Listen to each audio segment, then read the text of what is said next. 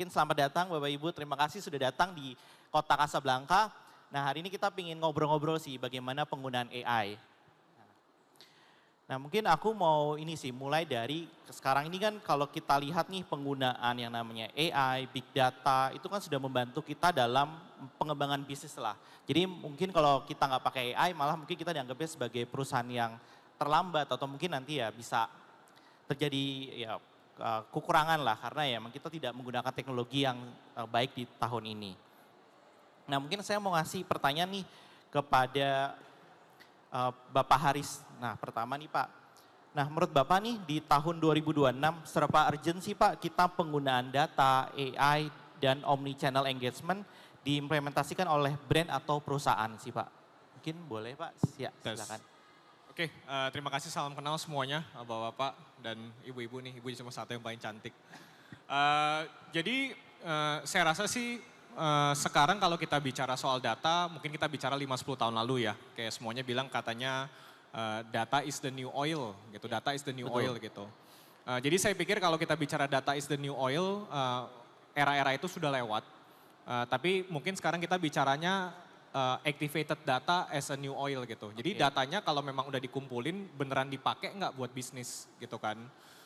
Jadi kalau kita bicara urgency sekarang kalau bisa kita bilang yang memang masih di fase mengumpulkan data saya pikir sih sudah pasti ketinggalan. Kenapa? Karena pengalaman customer-customer di Indonesia gitu ya secara khusus kan sudah di-shape oleh pemain-pemain yang memang besar. Jadi kita bicara mungkin sesederhana hari ini mau beli barang gitu ya. Kayak kemarin kita banyak beberapa customer kita yang memang di sisi retail memang lagi pada menggalakkan untuk contohnya nih gitu ya, agak sedikit kontroversial tapi keluar dari marketplace. Gitu loh. Kenapa? Bukan saya mau lihat dari sisi itunya tapi marketplace itu sudah cukup mendominasi yang akhirnya membuat the way people transact tuh ya harus kayak marketplace. Apapun cepat gitu ya, apapun semuanya aplikasinya bagus, rekomendasi produknya saya bisa browsing sampai jam 3 pagi gitu ya. Jadi saya pikir untuk semua customer dan pelanggan di Indonesia saya pikir sudah cukup mapan. Gitu. Jadi kalau misalkan saya pikir kalau brand-brand masih di tahap yang belum mengaktifasi data sudah cukup ketinggalan sih gitu loh. Nah Pak kan Bapak ini dari Insider. Sebenarnya Insider kan sebagai platform yang menggabungkan data, AI dan omnichannel engagement. Nah mungkin boleh di-share Pak, mungkin Insider itu seperti apa dan bagaimana sih Insider itu bisa membantu perusahaan atau brand-brand dalam pengembangan teknologi yang selanjutnya ini? Ya sederhananya sih yang kita bantu mungkin bahasa simpelnya kita bantu brand untuk understand datanya. Jadi biasa kalau kita ketemu brand kita tanya sudah kumpulkan data Pak? Sudah. Kita bantu cek datanya ini apakah bisa diaktifasi. Jadi kadang-kadang bisa ya saya sudah kumpulkan data tapi biasa lewat SPG di mall gitu. Datanya hanya nama, email dan 80% biasa email yang dikasih orang-orang tuh nggak valid. Nah jadi kita bantu untuk understand nggak hanya yang memang dari data offline tapi kayak orang datang ke website, ke mobile app ngapain itu butuh yang kita bilang dengan namanya platform.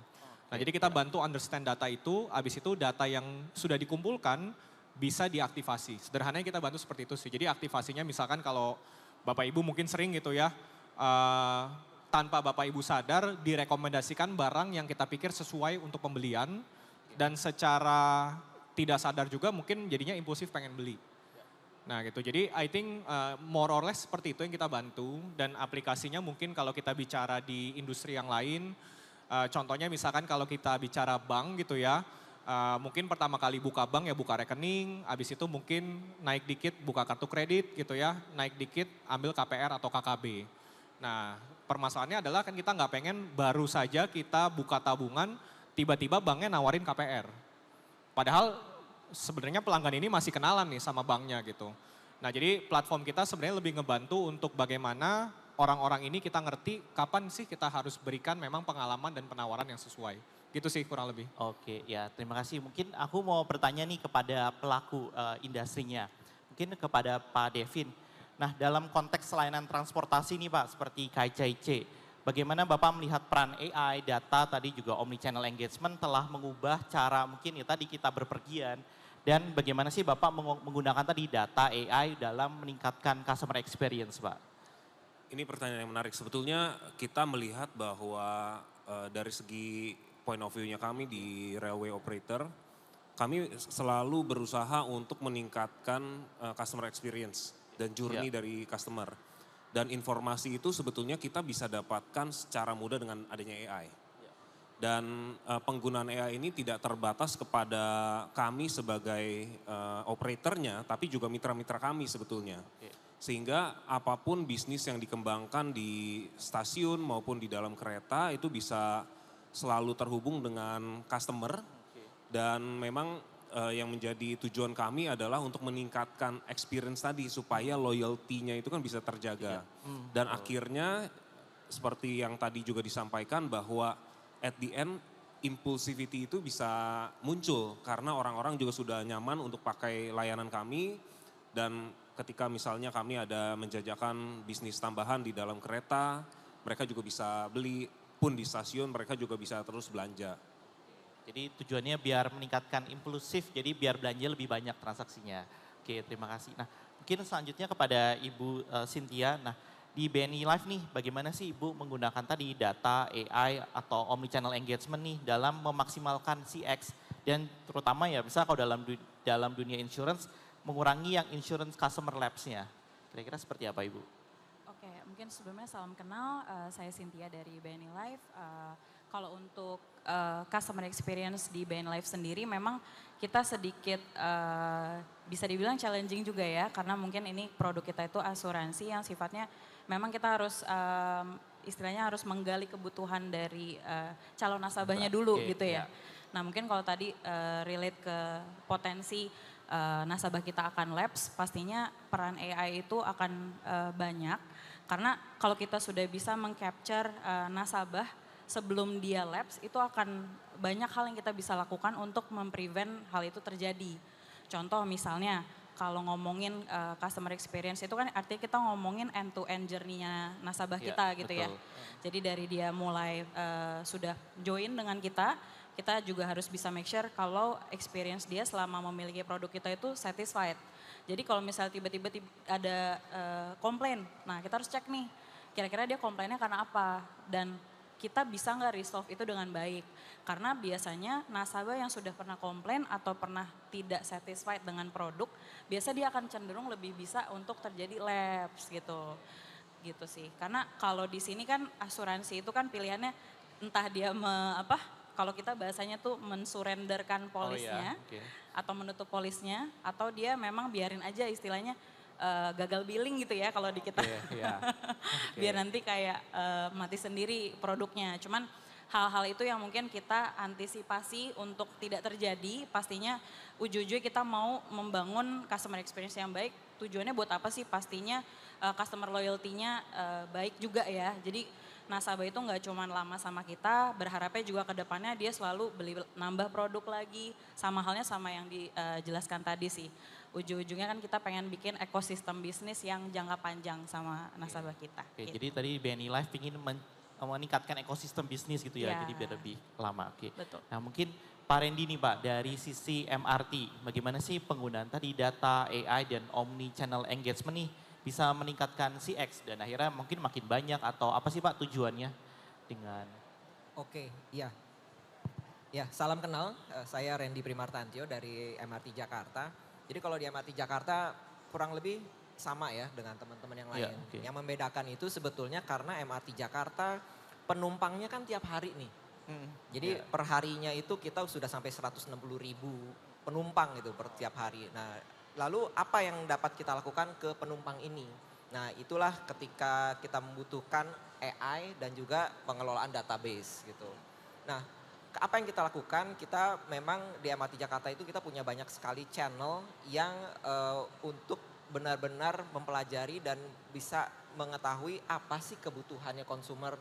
Kita ada sosial media segala macam di mana konsumer itu bisa berinteraksi langsung dengan kita sebagai MRT Jakarta sebagai penyedia layanan ke mereka.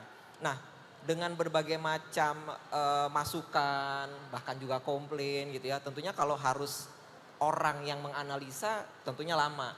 Nah inilah AI kita gunakan untuk membuat kerja kita dalam memberikan layanan itu menjadi lebih efisien dan juga lebih cepat. Oke. Jadi betul-betul dari social listening kita punya toolsnya, kemudian bagaimana kita dengan AI kemudian bisa mencari tahu sebetulnya behavior consumer kita seperti apa, kebutuhannya gimana, masukan apa aja yang memang menjadi prioritas dan harus segera dipenuhi. Ambil contoh misalnya di MRT Jakarta itu memang di rush hour Oke. orang itu kadang susah tuh kalau mau sholat maghrib misalnya. Iya, oke. Nah itu kita ketahui dari data yang masuk berdasarkan social listening. Oke. Kemudian dari AI kita analisa dan kemudian ada rekomendasi. Sepertinya memang harus ada solusinya nih. Orang antri udah mau buru-buru, mau sholat maghrib di stasiun penuh susah gitu ya. Akhirnya apa? Solusi yang kita dapatkan berdasarkan rekomendasi kebutuhan konsumer itu tadi adalah dengan membuat musola pop-up misalnya. Oh iya, menarik. Jadi tadinya musolanya sempit yang memang fix sudah kita sediakan, kita buatkan musola pop-up. Nah ide ini datang dari teman-teman tapi berdasarkan rekomendasi dan analisa kebutuhan konsumer yang memang hasil dari kerjanya AI. Oke. Gitu. Nah untuk final touch-nya tentunya decision dan judgment ada di manusia. Tetapi AI sangat membantu kita sehingga lebih tadi efisien dan lebih cepat. Oke, terima kasih. Nah, mungkin aku ada pertanyaan follow up nih, Pak. Kan tadi Bapak ada 130.000 pelanggan nih. Pasti datanya banyak sekali. Mungkin kita tap in, tap out juga udah termasuk data. Nah, sebenarnya apa sih Pak tantangan terbesar nih Pak dalam penggunaan data ini Pak? Dalam membuat CX nih Pak, dalam membuat journey ini yang seamless, tantangannya sih apa sih Pak? Apa sih challenge-nya Pak? Oke, yang pertama tantangan yang kita hadapi tentunya kita benar-benar harus tahu apa sih kebutuhan kita dari AI. Oke. Jangan sampai ngelihat yang lain pakai AI kita jadi FOMO gitu ya. Oke. Jadi benar-benar AI ini kita gunakan dalam rangka untuk bisa tadi satu benar-benar mengetahui apa yang dibutuhkan oleh konsumer berdasarkan masukan mereka melalui channel-channel sosial media kita dan lain-lain. Nah kita pakai AI di sana. Mungkin yang berikutnya juga adalah dari sisi infrastruktur.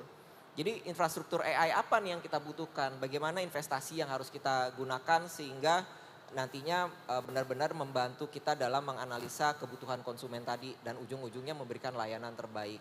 Dan tentunya juga ada dari sisi bagaimana kebiasaan dari konsumer kita. Konsumer kita kan macam-macam ya. Ada yang memang terbiasa dengan teknologi tinggi, high tech gitu ya. Tapi ada juga yang memang terbiasa dengan high touch. Artinya langsung menghadapi frontliners kita gitu ya. Tapi ada juga orang-orang yang memang lewat aplikasi segala macam interaksinya. Dan bahkan kita di stasiun-stasiun MRT kita punya yang namanya DINA. Oke. Nah, digital, nah ini dia. Jadi Digital Intelligent Assistant. Nah si Mbak Dina ini yang kita ada secara online bisa lewat aplikasi, bisa lewat website. Dan juga ada secara offline kita bukakan booth yang orang bisa langsung berinteraksi di sana adalah AI kita. Jadi orang bisa kasih masukan, bisa nanya segala macam. Nah tantangannya adalah ada nih orang-orang yang akhirnya nggak bisa pakai ini. Ya akhirnya memang yang namanya high tech tidak bisa menggantikan secara penuh dari high touch. Jadi peran manusia di sana juga tetap harus ada. Jadi itu challenge-nya lah buat kita. Berarti challenge-nya tadi selain infrastructure ya tadi ya kayak server dan lain tapi juga mendidik orangnya lah ya, high touch-nya. Betul, behaviornya. Nah mungkin selanjutnya ke Ibu Cynthia lagi. Nah dalam insurance nih kan kalau misalnya kita terlalu kita terlalu mengenal nih dengan customer, kadang-kadang customer terganggu nih sama kita dengan penawaran-penawaran kita. Nah bagaimana sih biar tadi tantangannya dalam penggunaan digitalisasi tapi juga biar tidak mengganggu customer.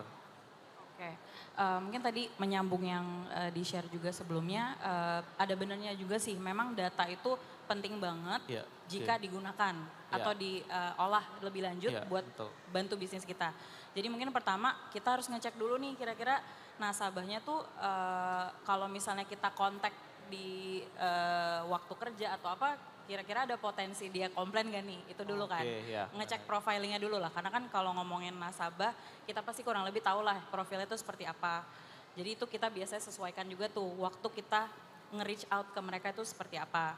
Lalu kedua tadi AI itu sebenarnya membantu jika kita juga sifatnya itu memberikan opsi ke nasabah kita. Contoh, nasabah mau cepet dia WA kita misalnya. Nanti ada auto reply, istilahnya itu adalah kontak pertama yang kita berikan ke nasabah biar dia tahu oh sudah direspon nih gitu kan. Tapi nextnya kalau memang nasabah ini mau dibantu lebih lanjut dan pengen ada assistance khusus dan nggak bisa solve langsung dengan pilihan atau fitur yang kita berikan, tetap kita hubungkannya ke agent kita, betul. Jadi ujung-ujungnya AI itu sebenarnya kayak enabler aja sih untuk membantu yang sifatnya repetitif, benar tadi untuk membantu lebih efisien dan cepat tanggap. Tapi kalau untuk hal yang memang butuh personal touch langsung kita humannya touch itu tetap kita akan assist langsung juga sih gitu. Kalau dari kita. Oke, betul banget. Jadi kemarin saya juga pernah terganggu gitu Sabtu di telepon sama bank jam 8 pagi. Saya sih komplain sih. Jadi saya dibangunin bukan sama alarm tapi sama bank. Nah, apalagi kalau asuransi ya. Maksudnya asuransi kan izin nih kan kalau mungkin udah pada aware juga ya kayaknya kalau ada telepon masuk zaman sekarang kalau nomor yang nggak dikenal kayaknya udah nggak diangkat. Apalagi kalau kita produknya kan nggak cuman bank assurance ya, kita juga ada telemarketing. Jadi memang hal-hal itu sih yang kita banyak pelajari juga. Memang profil nasabahnya harus kita personalisasi lah. Jadi approach-nya itu akan berbeda-beda gitu.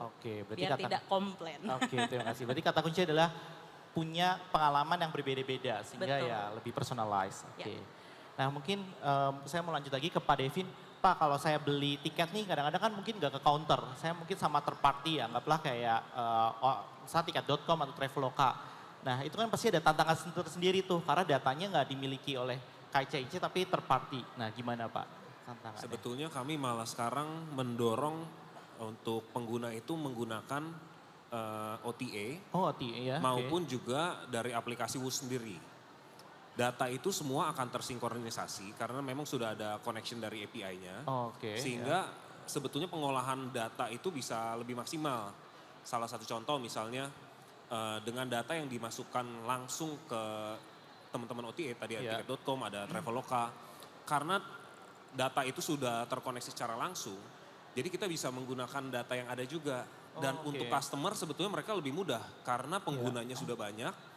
Dan mereka ini juga akan lebih cepat untuk mereka bisa ubah transaksi menjadi transaksi di platform tersebut.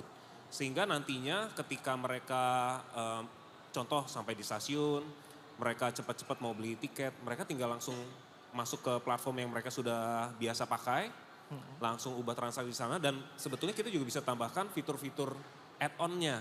Misalnya selain mereka beli tiket, nanti ada pilihan apakah mereka mau beli asuransi tambahan, ataukah mereka nanti mau beli adanya layanan untuk transfer di Bandung, atau misalnya nanti mereka mau beli tiket untuk masuk ke wahana-wahana, atau sekarang juga sudah ada banyak tempat wisata yang menyediakan free tiket masuk dengan menunjukkan si tiket WUS. Jadi hal-hal yang seperti ini balik lagi, semuanya adalah customer journey yang kita mau dapatkan loyalty-nya Pak. Menarik Pak. Nah mungkin saya lanjut lagi ke Pak Haris nih Pak. Nah menurut Bapak bottleneck terbesar itu apa sih Pak dalam tadi penggunaan data? Mungkin kita udah punya data banyak, tapi bagaimana sih penggunaan data itu sih Pak? Supaya bisa memaksimalkan CX-nya. Ya terima kasih. Mungkin tadi menambahkan untuk rekan-rekan yang lain ya. Jadi mungkin untuk Bapak Ibu yang selama ini kadang-kadang kan orang Indonesia ini ada dua ya Pak ya. Yang pertama yang setiap kali kalau misalkan dimintain data itu skeptis ya. Ada juga yang kasih-kasih aja karena anggapannya ya udah data itu nggak penting gitu loh. Nah mungkin sebagai brand seperti yang tadi mungkin dirangkum oleh rekan-rekan di sebelah saya, data itu sepenting itu. Dan sepenting itu tuh bukan untuk brand tersebut untuk memanipulasi data atau menggunakan data tersebut gitu. Tapi akan dikembalikan lagi untuk memberikan pengalaman yang baik ke pelanggan. Jadi mungkin yang pertama kalau saya lihat sih adalah lebih dari structural hygiene dari data itu sendiri. Gitu loh. Kalau kita memang bicara sifat datanya tuh data yang berkaitan dengan first party ya, apakah itu kontak dan lain-lain gitu loh. Jadi itu yang pertama gitu. Yang kedua kalau saya lihat sebenarnya problem paling utamanya itu adalah secara organisasi atau korporasinya hampir semua lini itu mengkoleksi data. Tapi permasalahan utamanya adalah menggabungkan data tersebut yang masih silo sih Pak.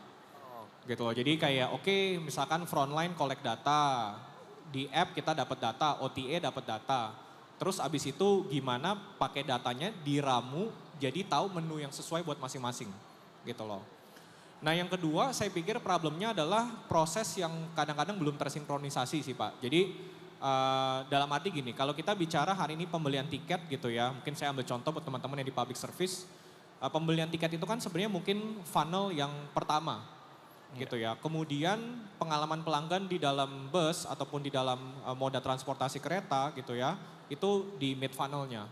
Kemudian di ujungnya ada yang lain, apakah after sales, transfer dan lain-lain gitu. Tapi saya yakin mungkin kalau teman-teman MRT dan KCC udah jauh lebih terintegrasi dan BNI Live juga. Tapi masih banyak juga sebenarnya korporasi-korporasi yang semua proses itu di-own oleh different proses. Oh iya. Gitu loh. Ataupun mungkin sesederhana kayak customer, kalau saya chat ke WhatsApp, terus saya chat misalkan lewat marketplace, ini responnya beda, resolusinya beda. Gitu. Jadi saya pikir yang kedua problemnya selalu itu proses gitu ya.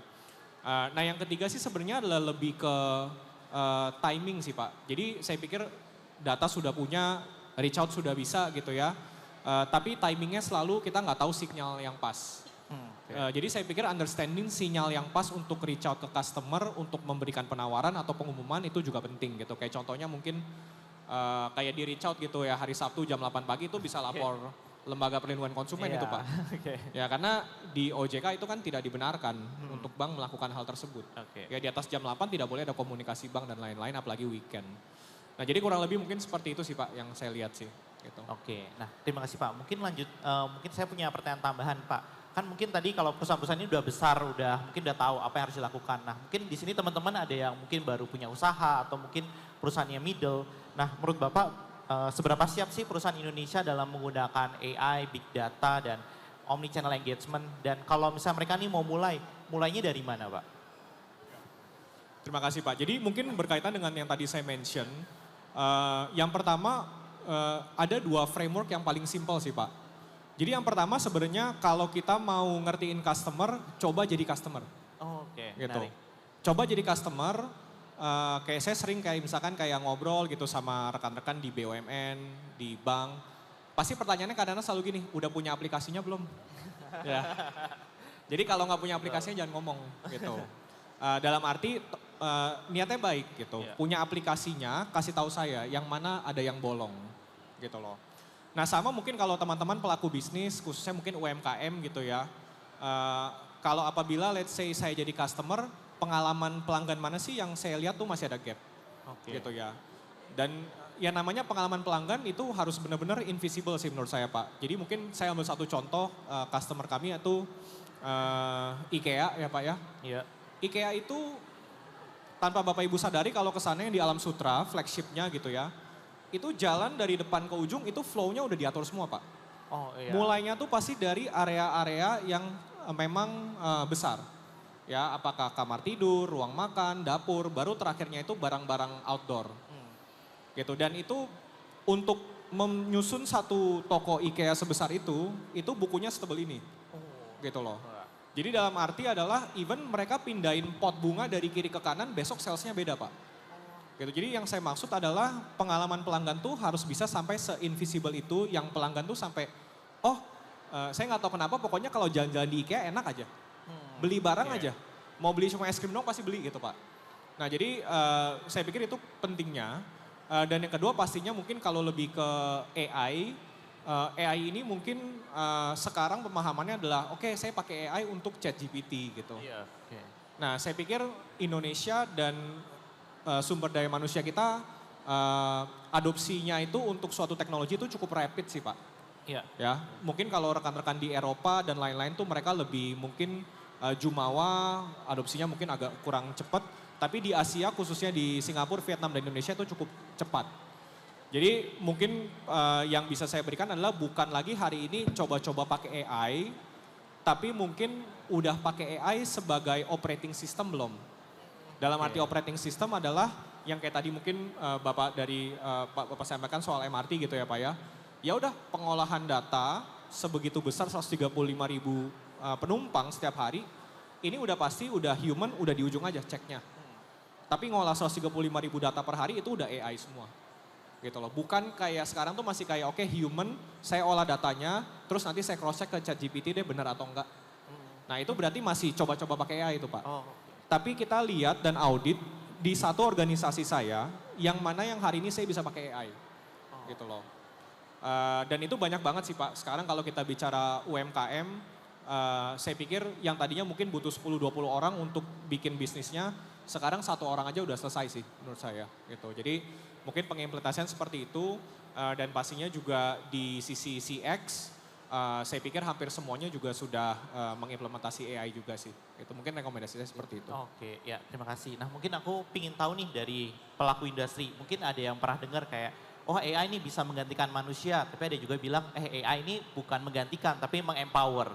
Nah menurut Bapak kira-kira AI ini seperti apa sih ke depannya dan bagaimana dilakukannya di perusahaannya? Ini menarik Pak, bahwa sebetulnya di bidang kami di service, public service, AI ini sangat membantu. Tapi human touch itu tidak bisa dielakkan, memang itu sangat penting. Iya. Tidak hanya dalam rangka customer experience, tapi juga untuk operasional. Karena kami sangat terbantu dengan adanya sistem, dengan adanya implementasi dari AI, untuk dalam rangka kami bisa mendetek adanya suatu masalah operasional misalnya, atau ada keluhan pelanggan yang harus di follow up, atau tadi misalnya business enhancement, tapi ujung-ujungnya decision maker seperti yang tadi Pak Haris sampaikan tetap di manusia, yang tadi juga Pak Randy juga sampaikan tetap di manusia. Di manusia. Dan kontrol itu yang sebetulnya menjadi lebih tajam. That's why kita melihat bahwa sebetulnya adanya sistem dan AI ini mempertajam apa yang jadi analisa dari kita yang untuk menjalankan satu usaha. Oke, jadi malah AI itu dapat membantu manusia, terutama dalam mempertajam. Oke, mungkin dari Ibu Cynthia, apakah ada mungkin pendapat berbeda atau tambahan? Setuju sih sama penjelasan sebelumnya. Jadi mungkin menambahkan aja kalau di case kita, contoh gampangnya asuransi itu kan banyak sekali ya. Gimana caranya kita juga mensimplify, kasih solusi yang tepat gitu. Tapi again, calling atau pilihan itu ada di tangan calon nasabah kita. Jadi contoh kita tahu nih dia profilnya seperti apa, kita sudah bisa lah menyimpulkan dong. Kira-kira Bapak kayaknya ada A dan B nih yang paling sesuai. Tapi balik lagi kalau Bapak mau yang A boleh, mau yang B boleh. Jadi balik lagi callingnya tetap akan di calon nasabah atau nasabah existing kita gitu sih. Paling kalau gambaran yang bisa di-apply di saat ini gitu. Oke. Silakan Pak, Oke. ada tambahan atau masukan yang berbeda? Iya, kalau saya sangat setuju dengan teman-teman di sini gitu ya. Karena memang kita kan pelayanan publik. Iya. Pelayanan publik, saya termasuk orang yang sangat percaya bahwa AI itu memang tugasnya melengkapi. Oke, melengkapi. Gitu. Ya. Jadi balik lagi nih, high tech jangan sampai menggantikan high touch. Oke. Gitu. Karena buat kita personal, sentuhan personal gitu ya, ketika apalagi contoh misalnya, mungkin kalau ada pertanyaan-pertanyaan simple, kita ada chatbot. Nanya soal jadwal, nanya soal hal-hal simpel lah, apakah beroperasi hari ini, itu bisa dengan mudah dijawab oleh AI. Tapi ketika itu mulai pertanyaan-pertanyaan yang sulit, complicated, dan memang perlu sentuhan manusia, dijawab dengan hati gitu ya. Nah itulah manusia harus ada di sana. Dan not to mention tentunya decision terakhir ketika itu harus memutuskan sesuatu, walaupun itu adalah hasil rekomendasi AI, yang memutuskan mana yang dipilih, mana yang kemudian akan menjadi pilihan MRT Jakarta ketika memberikan layanan final kepada konsumen, itu harus ada decision dari manusianya itu sendiri. Oke. Seperti itu. Jadi itu peran manusia tetap penting betul ya Pak? Pastinya tetap penting. Nah mungkin saya mau kembali lagi ke Pak Haris Pak. Kan AI ini kalau tadi kita mulai dari ChatGPT, mungkin ke depannya sudah sampai yang lebih advance. Misalnya kita pakai AI untuk membuat segmentasi sendiri. Terus dari segmen kita bisa membuat pendekatan yang personalisasi. Hingga akhirnya bisa memberikan analisis rekomendasi misalnya yang personal. Nah dari yang Bapak lihat sejauh ini pemanfaatan AI dan data di perusahaan ini sudah tahap apa sih Pak? Mungkin secara general aja di Indonesia. Silakan. I think yang paling pertama sih kalau saya lihat lebih ke dua funnel ya. Biasanya yang pertama tuh pemanfaatan AI-nya tuh masih biasa di fase untuk akuisisi sih.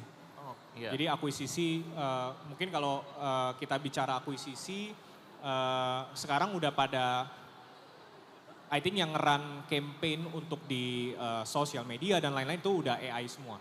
Iya. Ya jadi dia tahu oke, gambar yang mana, kemudian bagusnya kopinya apa gitu ya, teksnya itu udah AI semua. Tapi pemanfaatan AI untuk bicara aktivasi ketika customernya sudah download app-nya atau subscribe ke produknya, di fase aktivasi ini masih banyak yang saya pikir belum benar-benar di boost lah, kurang lebih gitu. Nah yang kedua sebenarnya adalah kita bicara churn atau mungkin lapse customer lah ya, gitu ya Pak ya.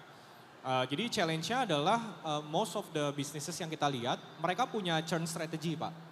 Jadi churn strategy itu orang yang sudah mungkin 3 bulan tidak balik, 6 bulan tidak pakai WUS misalkan, atau mungkin paling relevannya lapse asuransi lah gitu ya, atau surrender gitu.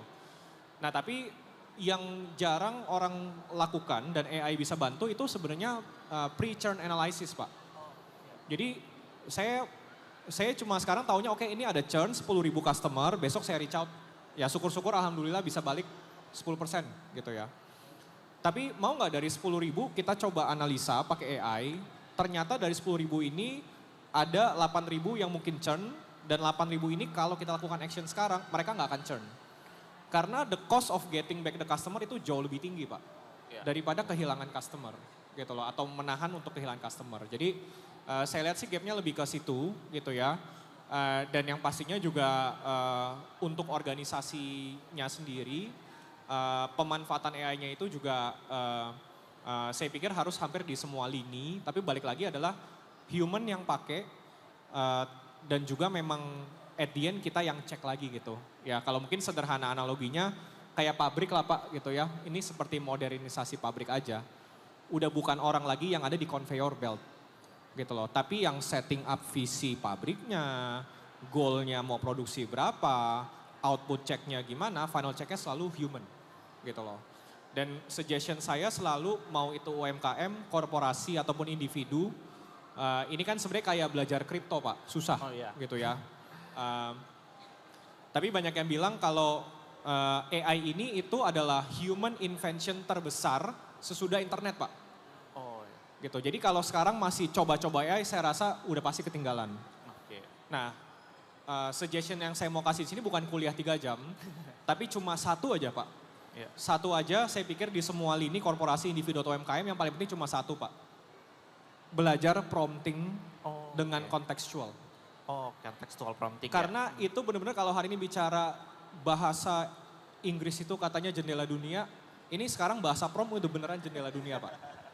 Gitu. Karena the way AI ini di mold mau bantu sebagus apa tergantung dari capability dan konteks promptnya.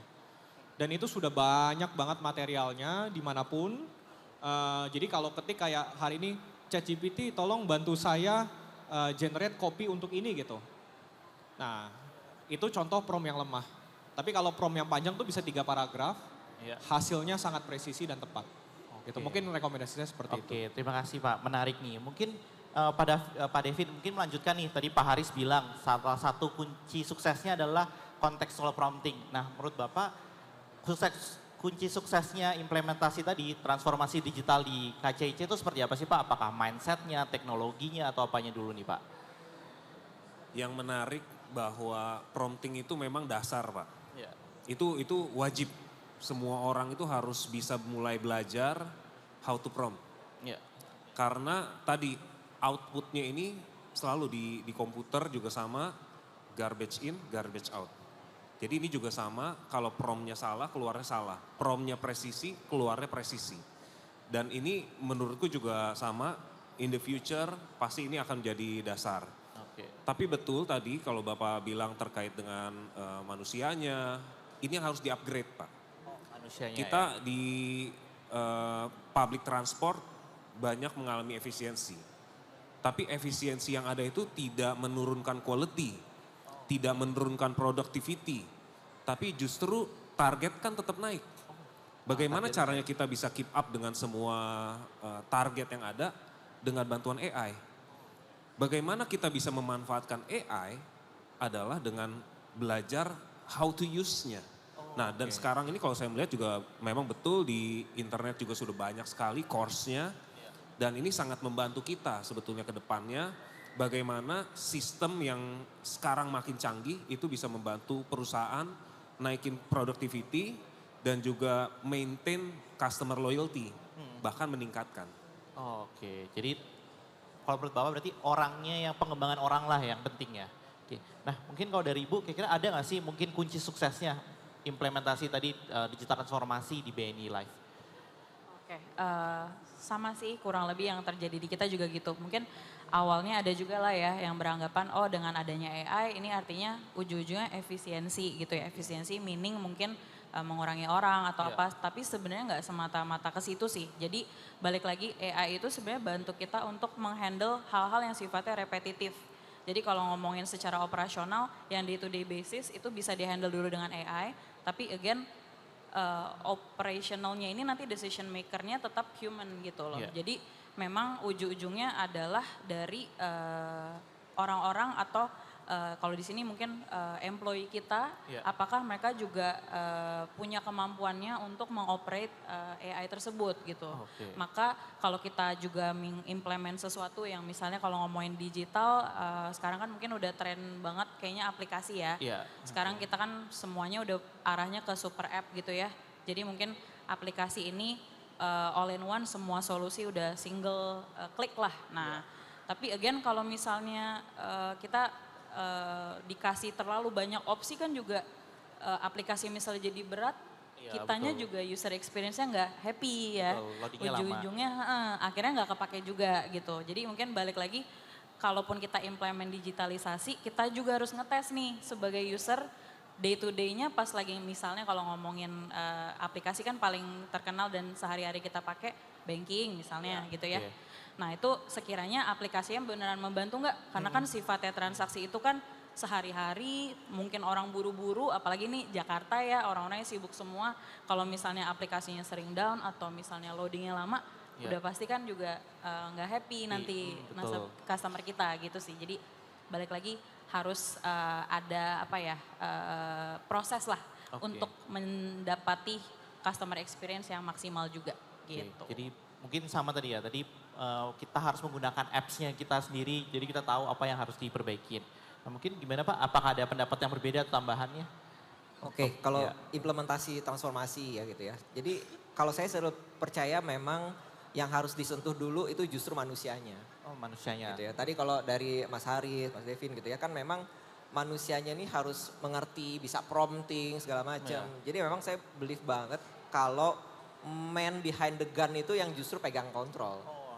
Jadi mereka inilah yang tahu kebutuhannya, AI ini mau dibawa kemana gitu. AI ini harus dikasih batasan apa saja gitu. Mungkin kalau udah pernah dengar, saya baru baca tuh ada AI yang digunakan oleh sebuah perusahaan di Amerika kalau nggak salah. Dia menghapus semua database dalam waktu 9 detik. Karena memang dia tidak diberi batasan-batasan, AI-nya tiba-tiba mikir sendiri, ini harus dibersihin semua. Untungnya masih ada data di cloud, jadinya ketolong. Nah hal seperti itu kan kita nggak mau ya. Nah that's why kita sebagai manusianya yang harus bisa mengendalikan AI ini harus kita prompting, harus kita atur, membantu kita dari sisi apa aja.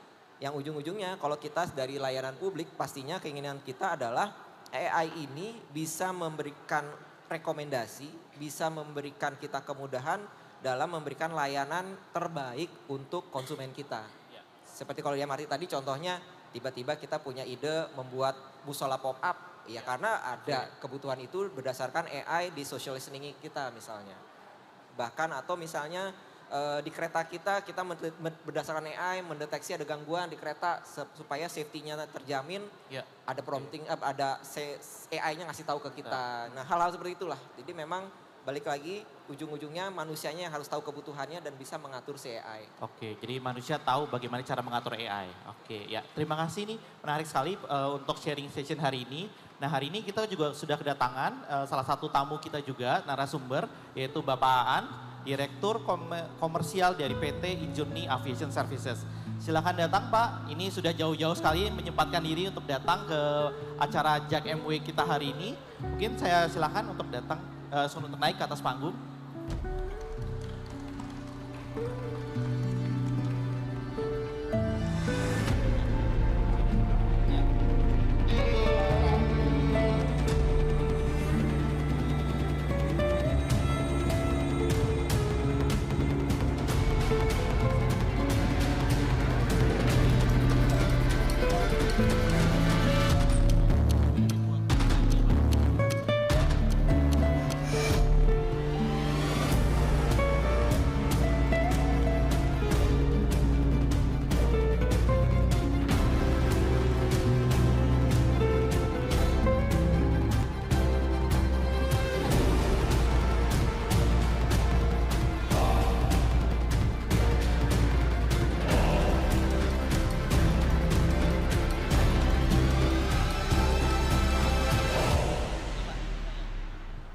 Oke, nah.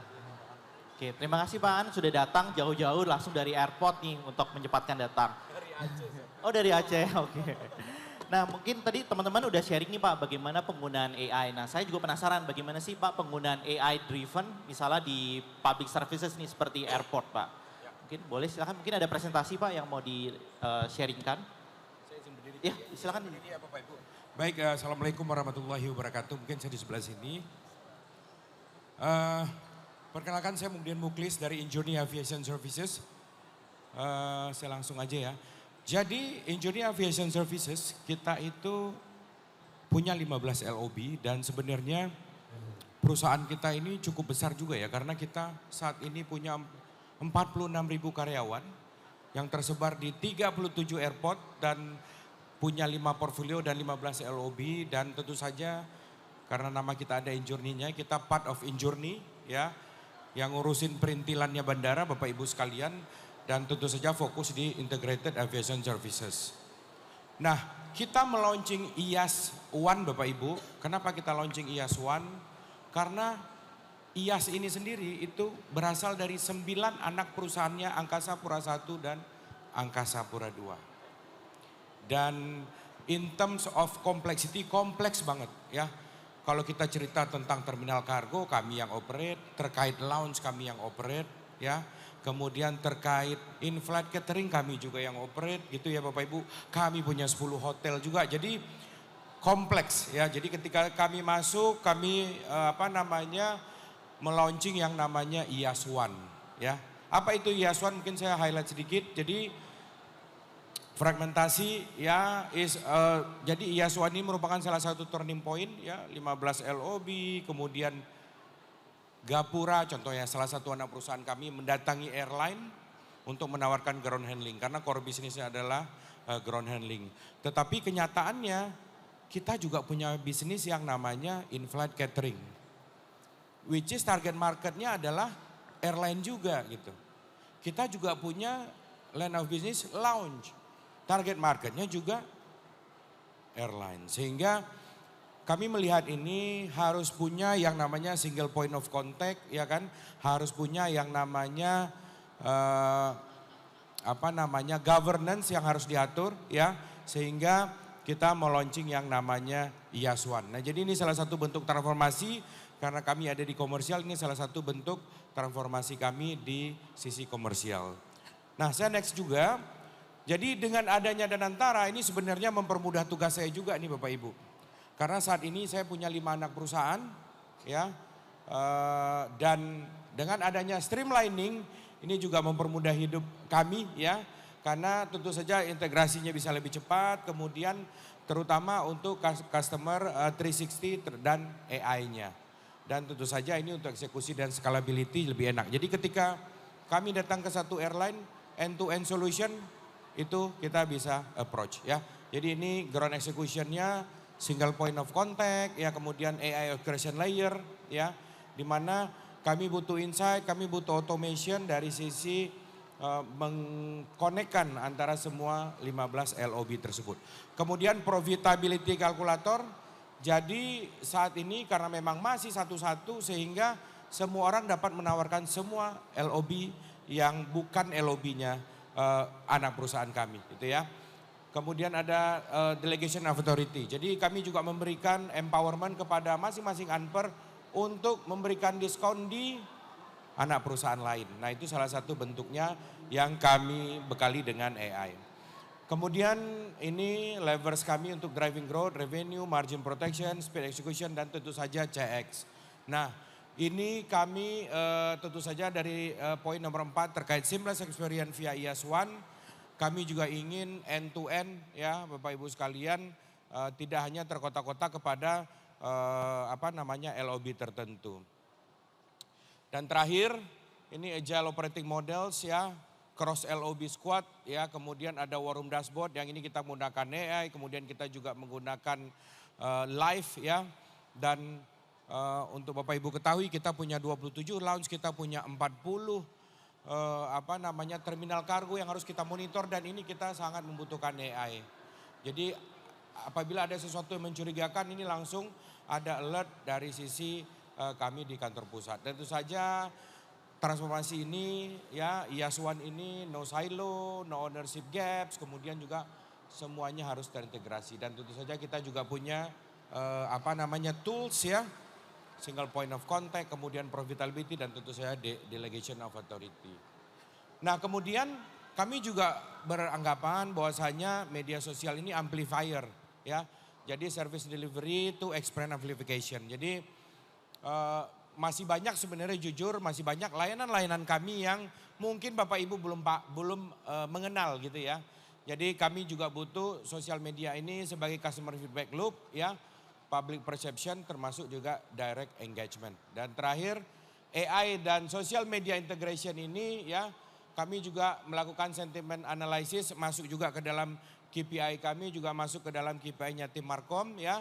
Tentu saja ada early issue detection, personal engagement, dan tentu saja buat IA sendiri kami bisa respon lebih cepat ya. Dan tentu saja terkait brand dan terkait data driven checks improvement.